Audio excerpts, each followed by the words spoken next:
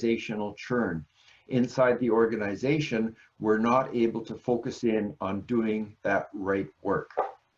So what happens is that organizations realize that they have this churn, that people aren't focused in on the right thing. They do things like leadership training. They run programs for running better meetings, team building exercises, communication programs, and so on. You're in an organization, you understand that all of these programs take place, and yet over time, organizations aren't finding that they're achieving the kinds of results that they would expect that they would achieve from the training. And there's a reason for that. This graph is based on research done by Gallup on employee engagement. They do surveys right around the world every year. And this data is based on the United States results, the American workforce since the year 2000. So this is data that's been gathered over 16 years, 17 years, I guess, in terms of how engaged are employees in the workplace. Now, as a PS, engagement is important. We know from research in many, many different organizations that employee engagement drives organizational performance. There's just no question about that. If you look at the top quartile of organizations in terms of employee engagement versus the bottom quartile of organizations in terms of employee engagement, the differences are dramatic in terms of safety records, in terms of revenue, in terms of return on investment, in terms of bottom line profit, in terms of attendance, in terms of absenteeism, and so on. It's just dramatic.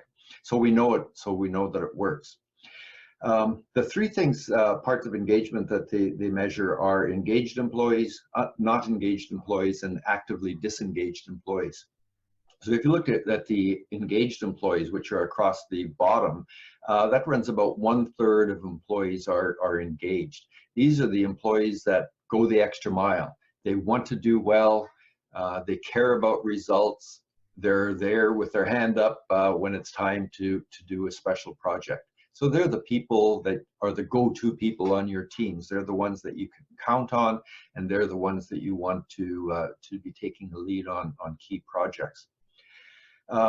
In the middle, we have the not engaged employees, and that's about half of the employees in organizations. So they come in, they do their work, they take their direction, they gather their paycheck, and then they go at home. So they're good workers, but they're not inspired, if you will. They're kind of the day-to-day worker.